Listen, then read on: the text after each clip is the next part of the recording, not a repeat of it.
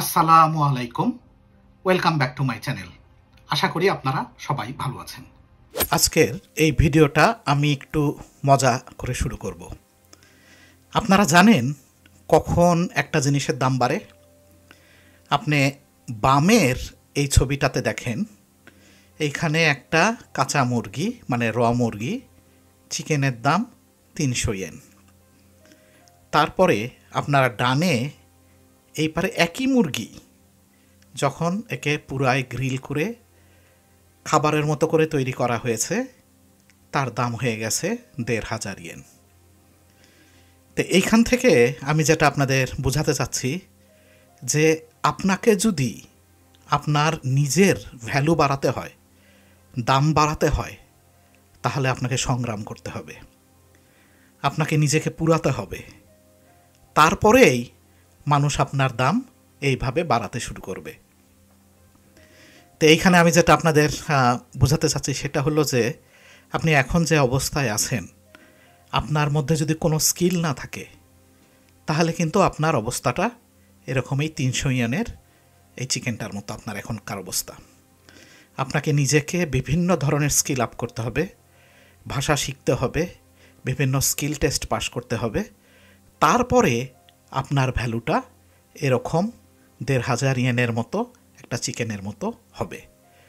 তার মানে আমি যেটা বলবো, আপনাকে ইনিশিয়ালি একটা স্টেজ পার করতে হবে যেখানে আপনাকে সংগ্রাম করতে হবে, পরিশ্রম করতে হবে, নিজেকে পুরাতে হবে আপনার নিজের দামটা বাড়ানোর জন্য।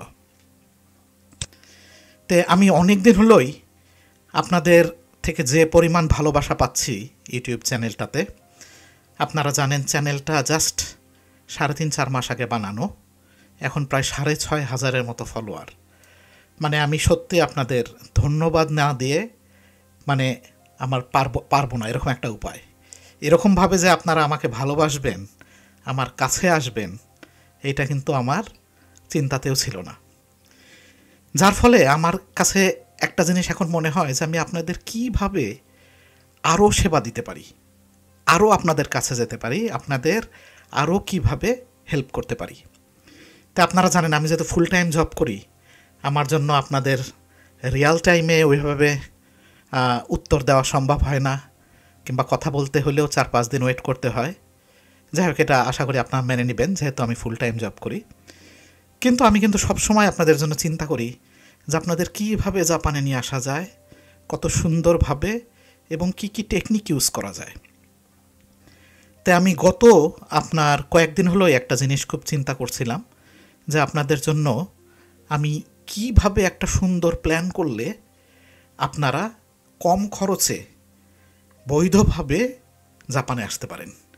এটা আমি কয়েকদিন হলোই অনেক চিন্তা করতেছি, কিভাবে নিজের মধ্যে মানে অফিসে যেও দেখা যাচ্ছে কাজের মাঝখানে কিংবা সকালে ঘুমতে উঠে রাতে বিভিন্ন সময়ই আমি নিজে প্রশ্ন করা শুরু করছিলাম যে কিভাবে আপনারা জাপানে আসলে কম খরচে সুন্দরভাবে আসতে পারেন এবং দীর্ঘমেয়াদী থাকতে পারেন। কারণ জাপানে আসাটাই তো আপনার উদ্দেশ্য না, আপনাকে এখানে আসতে হবে, এখানে সুন্দরভাবে আপনার ভাষা শিখতে হবে, জব করতে হবে, তারপরে আপনি এখানে আপনার বউ ছেলেমেয়েকে নিয়ে আসবেন, আপনি একটা পাসপোর্ট পাবেন, আপনি একটা পিআর নেবেন, সুন্দরভাবে একটা জীবনযাপন করবেন, আপনার বাবা মাকে বেড়াতে নিয়ে আসবেন, আত্মীয় স্বজনকে বেড়াতে নিয়ে আসবেন। আমি এগুলো সব কিছু চিন্তা করেই আমি অনেক দিন হলেই চিন্তা করতেছিলাম। তো এইখানে আজকে আমি আপনাদের একটা সুন্দর টেকনিক শিখাবো, যেই টেকনিকটা আপনারা ইউজ করলে আপনারা কিন্তু অনেক কম খরচে সুন্দরভাবে জাপানে এসে প্রতিষ্ঠিত হতে পারবেন। কিন্তু আগেই বলে নেই, আমি যেহেতু নিজে একজন পরিশ্রমী মানুষ, সংগ্রামী মানুষ, আমার টেকনিকের মধ্যে কিন্তু কোনো শর্টকাট থাকবে না, আপনাকে পরিশ্রম করতে হবে সেই জায়গায়। কিন্তু পরিশ্রম করলে এই সুমন ভাইয়ের মতো একটা সুন্দর জীবন পাবেন। আপনারা আমার ভিডিওটা দেখেছেন হয়তো বা, কিংবা যদি দেখে না থাকেন এই ভিডিওটা দেখবেন। এখানে আমি আমার জীবনের এই 26টা বছরকে তুলে ধরেছি, কিভাবে আমি জাপানে সংগ্রাম করেছি, কিভাবে আমি এত দূর এসেছি, কিভাবে আল্লাহ আমাকে হেল্প করেছে। তে এইখানে আমিও আপনাদের ঠিক আমার এই 26 বছরের অভিজ্ঞতার উপর ভিত্তি করে কিছু টেকনিক শেখাবো, কিন্তু আগেই যেটা বলে নিলাম যে আপনাদের পরিশ্রম করতে হবে। তে আপনি যখন সামনের দিকে আগাতে যাবেন, আপনি কিন্তু খালি পরিশ্রম করলে হবে না, আপনার একটা সুন্দর প্ল্যান থাকতে হবে। আপনার যদি প্ল্যান না থাকে তাহলে কিন্তু আপনি আগাতে পারবেন না। আমি সব সময় যেটা গুরুত্ব দিই প্ল্যানিংয়ের উপরে, এবং আমি কয়েকটা কথা দেখেন, আমি সবসময় বলি আপনি কিন্তু খালি পরিশ্রম করে ধনী হতে পারবেন না, ইম্পসিবল। আপনাকে একটা সুন্দর প্ল্যান থাকতে হবে, আপনাকে সুন্দর একটা ফাইন্যান্সিয়াল প্ল্যান থাকতে হবে, আপনাকে তারপরে ওই প্ল্যানটাকে আপনি চেস করবেন, ধাওয়া করবেন, এবং প্ল্যানটা আস্তে আস্তে বাস্তবায়ন করবেন। তে আমাকে অনেকে কিন্তু আপনারা মজা করে গুরু বলে ডাকেন, আমি নিজেও এনজয় করি জিনিসটা। আমারও কিন্তু একজন গুরু আছে। আমি যে লোকটাকে খুব গুরু মানি সে হলো ওয়ারেন বাফেট। এই ভদ্রলোক আমেরিকার one of the best investor in the world, legendary investor. তার সম্পদের পরিমাণ প্রায় $160 বিলিয়ন।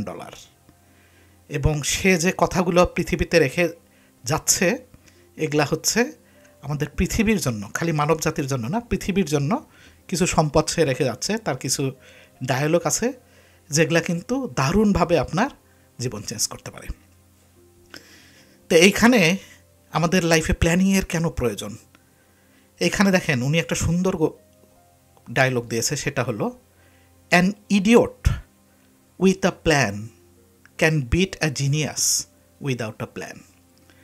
তার মানে উনি যেটা বলতেছে যে একজন গাধা কিংবা একজন ইডিয়েটের কাছেও যদি একটা প্ল্যান থাকে, এবং একজন খুবই জিনিয়াস, খুব ট্যালেন্ট পার্সনের কাছে যদি কোনো প্ল্যান না থাকে, তাহলে কিন্তু এই ট্যালেন্ট পার্সনটা এই গাধা কিংবা ইডিয়েট পার্সনের কাছে হেরে যাবে।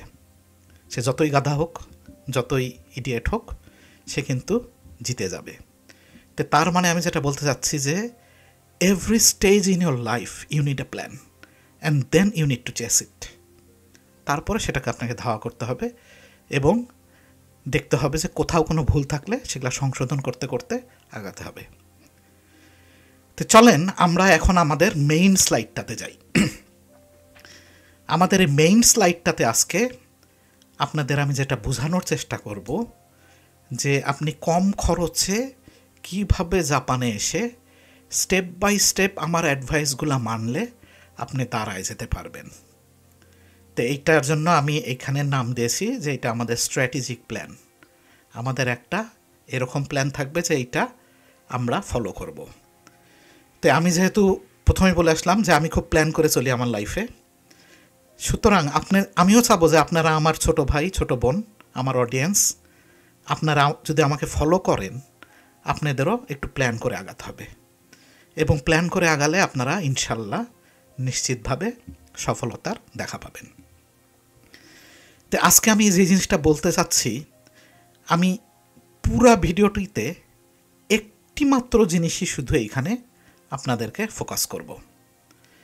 তো এইখানে আমি যেটা প্রথমে বলতে চাচ্ছি, ধরে নেন দুইজন ব্যক্তি, একজন ছেলে একজন মেয়ে, ওনারা এখন বর্তমানে বাংলাদেশে আছে। এবং আমার ভিডিওতে আমি সব সময় যেটা বলি যে আপনি জাপানে JLPT N3 লেভেল কমপ্লিট করে আসবেন, এবং N3 যদি নাও পারেন অন্তত N4 কমপ্লিট করে আসবেন। আবারও বলি, N3 যদি নাও পারেন অন্তত N4 কমপ্লিট করে আসবেন। N4 লেভেল পর্যন্ত না করে আসলে কিন্তু আপনাকে জাপানে কাটতে হবে ভাই। ওই সময় এসে সুমন ভাইকে ফোন দিয়ে সুমন ভাই একটা জব ম্যানেজ করে দেন, পারবো না, কিন্তু কেউই পারবে না। তো আপনাকে ওই জন্য আমি যেহেতু চাই যে আপনারা জাপানে এসে যেন কষ্ট না করেন, আপনারা জাপানে এসে যেন প্রথম থেকেই আপনাদের লাইফটা সুন্দর হয়, ওই জন্যে আপনি N3 করে আসবেন। এবং এখানে আর একটা কারণ আমি বলি, আপনি জাপানে এসে যদি জাপানিজ ল্যাঙ্গুয়েজ শেখা শুরু করেন তাহলে যেটা হবে যে আপনি অনেক একটা কস্টলি দেশে থেকে জাপানিজ শিখতেছেন, ঠিক না? আপনার অনেক খরচ হবে, অনেক সময় নষ্ট হবে। কিন্তু আপনি দেশে থাকা অবস্থায় যদি জাপানিজ পড়ে জাপানিজ লেভেল আগায় নিয়ে আসেন, তাহলে যেটা হবে যে আপনি প্রথম থেকেই দেখাচ্ছে 1 মাসের মধ্যে আপনার জব ঠিক হয়ে গেছে, পার্ট টাইম জব, আপনি জবে ঢুকে যেতে পারবেন। সেটা আপনি স্টুডেন্ট হয়ে হিসাবে আসেন কিংবা যেভাবে আসেন, তো এতটাই আপনাকে এখানে ল্যাঙ্গুয়েজটা কাজে দিবে। তো এখন আমি এখানে যেটা বলতে চাচ্ছি, আপনারা ধরেন এই দুইজন ব্যক্তি, একজন ছেলে একজন মেয়ে, ওনারা জাপানে আসতে চায়। তো কী ধরনের অপশন আছে জাপানে আসার জন্য ওনাদের জন্য, আমরা সেটা এখানে দেখার চেষ্টা করব। তা আমরা জানি জাপানে আসার অনেকগুলাই অপশন আছে, কিন্তু আমরা সব অপশন আজকে এই ভিডিওতে আলাপ করব না, তাহলে ভিডিওটা অনেক জটিল হয়ে যাবে বোঝার জন্য। আমি যেটা প্রথমে কয়েকটা মেইন যে জায়গাগুলো আমরা বাংলাদেশ থেকে জাপানে আসি সেই জায়গাগুলো টাচ করব। তো এইখানে আপনি যদি জাপানে ল্যাঙ্গুয়েজ স্কুলে আসেন, ল্যাঙ্গুয়েজ শিখতে আসেন, আমি যেটুকু জানি 12-13 লক্ষ টাকা লাগে। এটা একটু এক্সপেন্সিভ, অনেকের জন্য এটা সম্ভব না। আপনি যদি একটা ভোকেশনাল স্কুলে আসেন কিংবা ইউনিভার্সিটিতে আসেন, এইখানেও ওই একই ধরনের খরচই হয়, 12-13 লাখ টাকা। ইউনিভার্সিটিতে হয়তো একটু বেশি, 12-15 লাখ টাকা লাগতে পারে। তো এইটাও অনেকের জন্য এক্সপেন্সিভ, এইটা কেউ কেউ পারবে, কেউ কেউ পারবে না। তারপর আমাদের যে অপশনটা আছে সেটা হলো ইন্টারন্যাশনাল সার্ভিস, আমরা অনেকে ইন্টারন্যাশনাল জব সার্ভিসও বলে থাকি। তো এইখানে যারা আসে তারা, আমি যেটুকু জানি, তারা মোটামুটি 10 থেকে 18 লক্ষ টাকা খরচ করে কোনো এজেন্সির মাধ্যমে কিংবা কোনো দালালের মাধ্যমে তারা জাপানে আসে। তো এইটাও অনেক এক্সপেন্সিভ, এইটা কিন্তু সব লোকের পক্ষে সম্ভব না। তারপরে আমাদের যে অপশনটা, এটা হচ্ছে SSW-1 ভিসা, আমরা যেটাকে SSW বলে থাকি। তো এইখানে আমি যেটুকু জানি মোটামুটি 5-6 লাখ টাকা খরচ করলে এখানে জাপানে আসা যায়। এবং তারপরের যে আমাদের অপশনটা, সেটাকে আমরা বলতেছি TITP, যেটা এটা কোনো ওয়ার্কিং ভিসা না, এটা একটা আপনার ট্রেনিং ভিসা। আমি যেটুকু জানি মোটামুটি 3 থেকে 6 লক্ষ টাকা, যার কাছে যেমন পারে, এইটা হলে এই ভিসার মাধ্যমে জাপানে 5 বছরের ট্রেনিংয়ের জন্য আসা যায়। তো এইখানে তো আমি অনেকগুলো অপশন দেখালাম, এই সবগুলো অপশন যদি আমি আজকে আলাপ করি তাহলে এটা অনেক জটিল হয়ে যাবে, বোঝা অনেক কঠিন হয়ে যাবে। এই জন্য আপনাদের আজকে আমি যে অপশনটা দেখাবো কিংবা যে অপশনটা নিয়ে আলাপ করব, আমরা SSW-1 অপশনটা নিয়ে আজকে আলাপ করব। তো আমার এই 26 বছরের অভিজ্ঞতাতে আমার যেটা মনে হয়েছে যে এই অপশনটা আমাদের বাংলাদেশিদের জন্য একটা বেস্ট অপশন হতে পারে। এবং এর যে আপনার কিছু ট্রিক্স যদি আমরা ইউজ করি, কিছু টেকনিক যদি ইউজ করি, তাহলে কিন্তু আমরা একে বিভিন্নভাবে কাজে লাগাতে পারবো। তো সেই টেকনিকগুলোই আপনাদের আমি আজকে বলবো। সুতরাং আপনাদেরকে কিন্তু আমি এই প্রথমেই language school, university, international service, TITP এগুলা নিয়ে আজকে আর কোনো আলাপ করব না। চলেন আমরা শুধু SSW-1 এই জায়গাটা ফোকাস করি। তো এখানে ফোকাস করার আমার মূল উদ্দেশ্য, আমরা তো একটা গরিব দেশের লোকজন, আমরা কিন্তু এত টাকা দিয়ে জাপানে আসতে পারবো না বেশিরভাগই। এর মধ্যে জানেন এই 3-4 মাসে আমি প্রায় 500 লোকখানিক, 400-500 তো হবে মিনিমাম, আলাপ করেছি। এবং আমি যেটা বুঝেছি যে আমাদের এরকম একটা অপশন দরকার যেখানে আমরা বৈধভাবে কম পয়সায় যেতে পারবো। তো সেই আলোকেই যদি আমি কথা বলি, সেইখান থেকে আমি দেখতে পারি এই SSW-1 অপশনটা আমাদের জন্য বেস্ট। তো এইখানে কিন্তু আপনার বাংলাদেশ থেকে যারা আসতে চাবে, বিভিন্ন আপনার ক্যাটাগরির মানুষ আছে, ঠিক না? কেউ ধরেন ক্লাস 7-8 পর্যন্ত পাশ করা, কেউ SSC পাশ করা, ম্যাট্রিক পাশ করা, কেউ ইন্টারমিডিয়েট পাশ করা, কেউ ডিগ্রি পাশ করা, কেউ মাস্টার্স পাশ করা, কারুর বা বয়স 35, কারুর বা বয়স 25, কারুর বা বয়স 20, কারুর বা বয়স 40। তার মানে এইখানে বিভিন্ন ধরনের জনগোষ্ঠী এর মধ্যে আছে। এখন একটা একটা করে বলতে গেলে তো অনেক জটিল হয়ে যাবে, এই জন্যে আমি এইখানে একটা স্ট্যান্ডার্ড আলাপ করতে চাচ্ছি। তো ধরেন আপনি প্রথমে আপনাকে যেটা করতে হবে আমার এই টেকনিক অনুযায়ী, আপনি কিচ্ছু চিন্তা না করে আগে জাপানিজ শেখা শুরু করে দেন। বাংলাদেশে আপনি আগে জাপানিজ শেখা শুরু করে দেন, N4 লেভেলটা কমপ্লিট করেন, যে LPT N4 আগে কমপ্লিট করেন। পাশাপাশি আপনি SSWর কোন ফিল্ডে আসতে চান সেই সম্পর্কে স্কিল টেস্ট দেন। আপনি এগ্রিকালচারে আসতে পারেন, কেয়ার গিভিংয়ে আসতে পারেন, আপনি ধরেন শিপ বিল্ডিং কিংবা ম্যানুফ্যাকচারিং, কনস্ট্রাকশন এগুলাতে আসতে পারেন। তা আপনি নিজে আগে ঠিক করে আপনি আগে এইখানে স্কিল টেস্টটা দেন। এবং আপনি জানেন আমার চ্যানেলে SSW সম্পর্কে আমি অলরেডি 3-4টা ভিডিও তৈরি করেছি, আপনারা এই ভিডিওগুলো দেখে নিতে পারেন। এই ভিডিওটাতে আমি SSWর খুঁটিনাটি সম্পর্কে আলাপ করেছি এবং আমার ধারণা যে এই ভিডিওটা আপনাদের প্রচণ্ড কাজে লাগবে। এবং এই ভিডিওটিতে আমি SSW1 থেকে SSW2তে কীভাবে যাওয়া যায় সেই সম্পর্কে ডিটেল আলাপ করেছি। সুতরাং এইখানে আমরা আজকে আর SSW1 থেকে 2তে কীভাবে ডিটেলে যাওয়া যায় কিংবা SSWতে কীভাবে আসা যায় ওই জিনিসগুলো আলাপ করব না। আমি ধরে নিচ্ছি যে আপনারা ভিডিওগুলো দেখেছেন আমার চ্যানেল থেকে। আর যদি দেখে না থাকেন তাহলে দেখে নেবেন, এটা দেখার পরে আপনি দেখে নেবেন, তাহলে আপনি একেবারে ক্লিয়ার হয়ে যাবেন, ক্রিস্টাল ক্লিয়ার। তো এইখানে আমরা প্রথমে SSWতে আগে যেটা বললাম যে আপনি বাংলাদেশি থাকা অবস্থায় কিছু না চিন্তা করে আগে জাপানিজটা শিখেন N4 পর্যন্ত, দিয়ে আপনি N4 কমপ্লিট করেন। কিংবা আপনি JFT পরীক্ষা দিতে পারেন। আপনি যদি JLPTতে আসেন, এটা হচ্ছে JLPTটা হলো আপনার স্টুডেন্টদের জন্য ভালো হয়, যারা ইউনিভার্সিটিতে পড়বে কিংবা খুব হাই র্যাঙ্কের জব করবে, এদের জন্য JLPTটা ভালো হয়। আর আপনি যদি SSW1-এ আসতে চান তাহলে আমি রিকমেন্ড করব আপনি JFT পরীক্ষা দেন। JFTটা আপনার জন্য সহজ হবে। এবং JLPT যেহেতু বছরে আপনার 2বার হয়, আপনি একটা মিস করলে আপনাকে আবার অনেক দিন ওয়েট করতে হবে।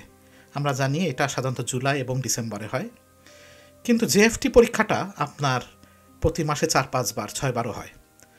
এবং আপনি যদি একবার ফেল করেন 45 দিন ওয়েট করার পরে আবার JFT পরীক্ষা দিতে পারবেন। তার মানে আইদার আপনি JLPTও করতে পারেন কিংবা JFTও করতে পারেন, এটা আমি আপনার উপর ছেড়ে দেব।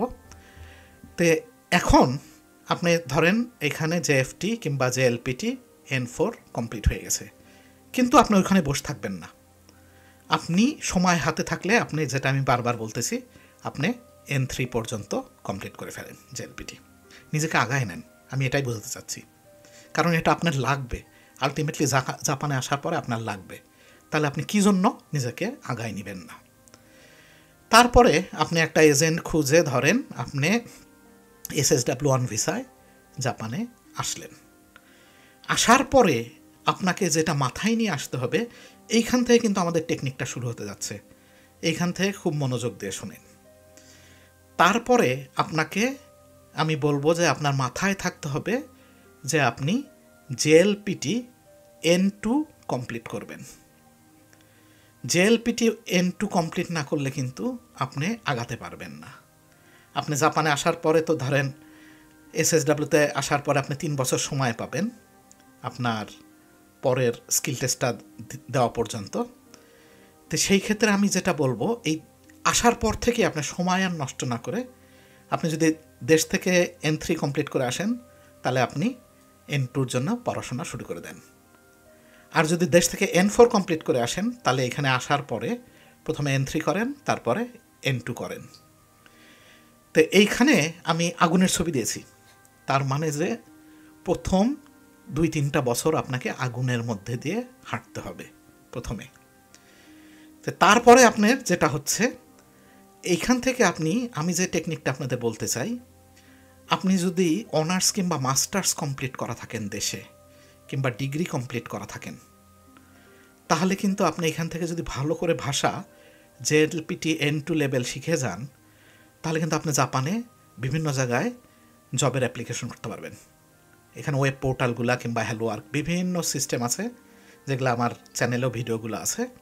আপনি বিভিন্ন জায়গায় জবের অ্যাপ্লিকেশন করে আপনি যদি একটা জব ম্যানেজ করে ফেলেন, আমার ধারণা আপনার যদি JLPT N2 থাকে লেভেল, তাহলে কিন্তু আপনি জাপানে জব ম্যানেজ করতে পারবেন। তার মানে আমি যেটা এখানে বলতে চাচ্ছি যে আপনি SSW1 হয়ে আসলেন ঠিকই, কিন্তু আপনার মাথায় থাকবে যে না, আমি ওইখানে যেয়ে পরিশ্রম করে আমি অন্য সেক্টরে চলে যাব। যেহেতু আমি অনার্স পাস, ডিগ্রি পাস কিংবা মাস্টার্স পাস, আমি খালি এই জায়গাটা ইউজ করব, SSW1 জায়গাটা ইউজ করব জাপানে বৈধভাবে ঢোকার জন্য। তো এইখানে আসার পরে আপনি একটা ভালো জব খুঁজে পেলে কিন্তু আপনি ইন্টারন্যাশনাল সার্ভিস ভিসাতে এখানে জাপানে থাকা অবস্থায় আপনি সুইচ করতে পারবেন, আপনার ভিসা স্ট্যাটাস পরিবর্তন করতে পারবেন। এটা হলো আমাদের একটা টেকনিক। আর একটা টেকনিক আমি যেটা বলতে চাচ্ছি এইখানে, সে আপনার কাছে অনার্স ডিগ্রিও নাই, আপনার কাছে ডিগ্রিও নাই, আবার আপনার কাছে মাস্টার ডিগ্রিও নাই, মানে আপনি খুব একটা শিক্ষিত না। সেই ক্ষেত্রে আপনি যেটা করবেন, আপনি আসার পরই এইখান থেকে আপনি যেটা বললাম যে জেএলপিটির জন্য প্রস্তুতি নেবেন, জাপানিজ ল্যাঙ্গুয়েজ N2 পর্যন্ত কমপ্লিট করার পরে 3 বছর পরে আপনি SSW2-তে পরীক্ষা দিবেন। এবং আপনাকে এই 2-3টা বছর আবারও বলি আগুনের মধ্যে দিয়ে হাঁটতে হবে, প্রচণ্ড পরিশ্রম করতে হবে।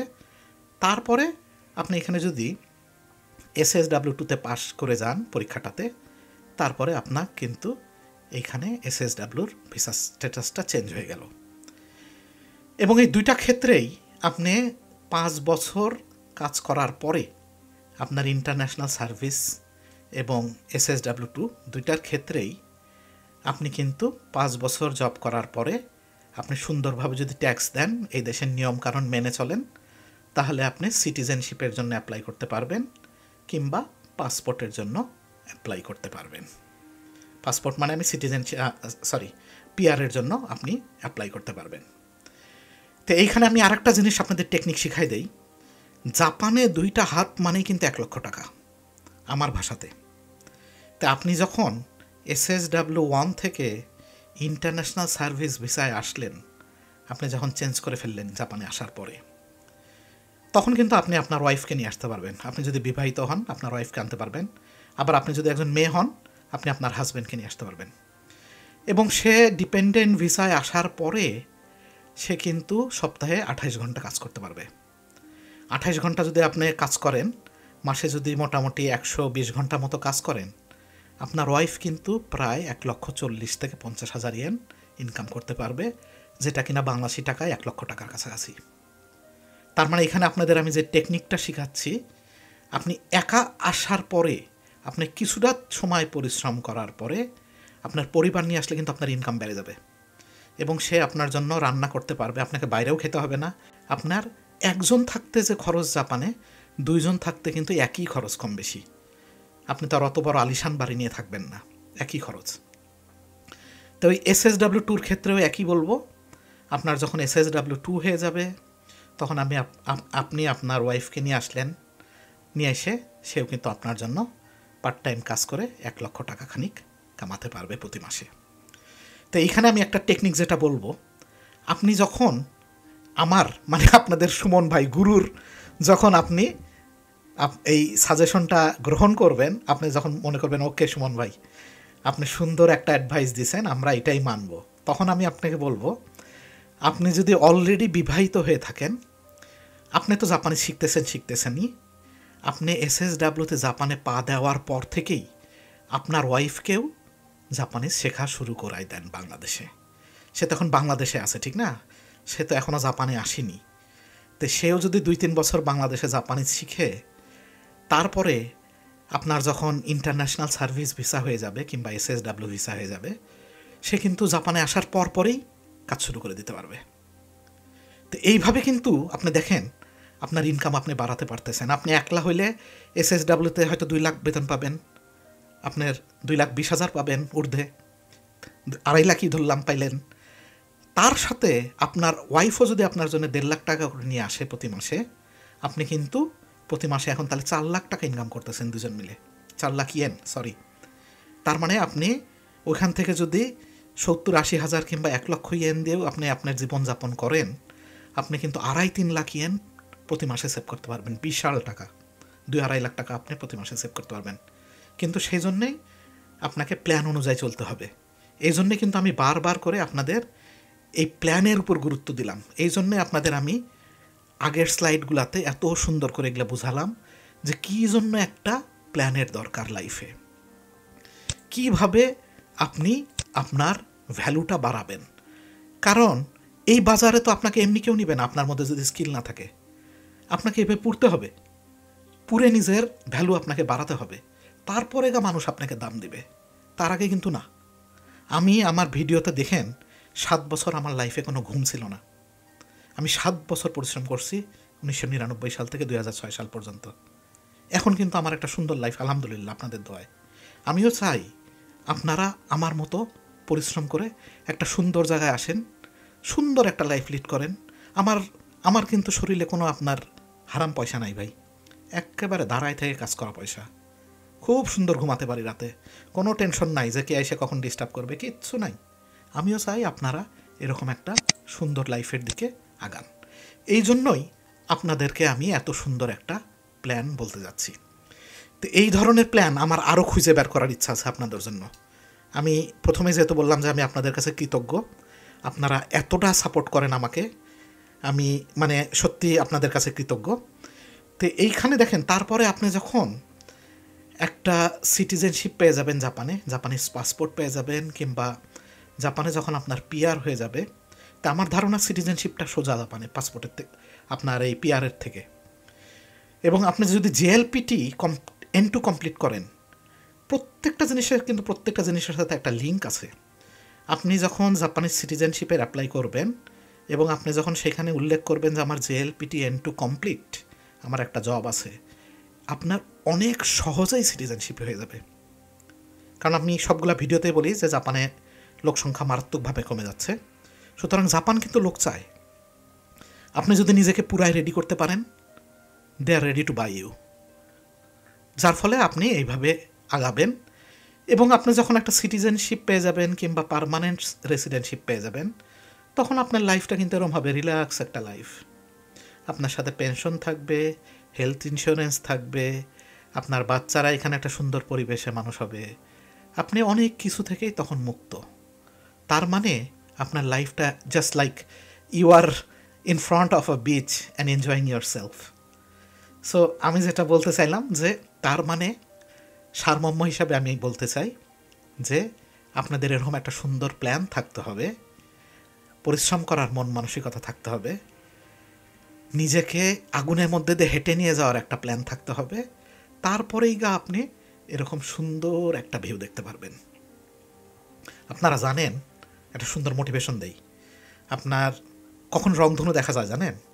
অনেক ঝড় এবং অনেক বৃষ্টির পরে কিন্তু রংধনু ওঠে, এমনি কিন্তু রংধনু আকাশে দেখা যায় না।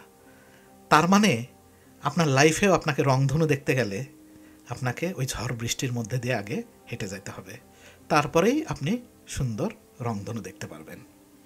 তা আমি আশা করি আপনারা বুঝতে পেরেছেন আপনাদেরকে যে টেকনিকটা আমি শেখানোর চেষ্টা করলাম।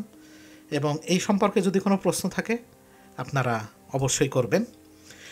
তো আপনাদের আরেকটা জিনিস বলি, আমাদের এই চ্যানেলটার যেহেতু উদ্দেশ্য বাংলাদেশের বিভিন্ন মানুষের কাছে পৌঁছায় দেওয়ার, বিভিন্ন মানুষ যেন উপকৃত হয়, খালি আপনার জন্য না, আমাদের দেশের ভাই বোনরা, প্রত্যেকটা ভাই বোন যেন এই জিনিসটা দেখতে পারে, প্রত্যেকটা ভাই বোন যেন এই চ্যানেলটা থেকে উপকৃত হয়। কারণ আমি প্রত্যেকটা ভিডিওতেই বলি, আমার কিন্তু ইউটিউবে ভিউ বেসে ইনকাম করার কোনো ইচ্ছা নয় ভাই। কারণ এই 20-30 হাজার ভিউ দিয়ে আমি জাপানে সত্যি কথা ভাই একটা আপনার জুস কিনতে পারবো না।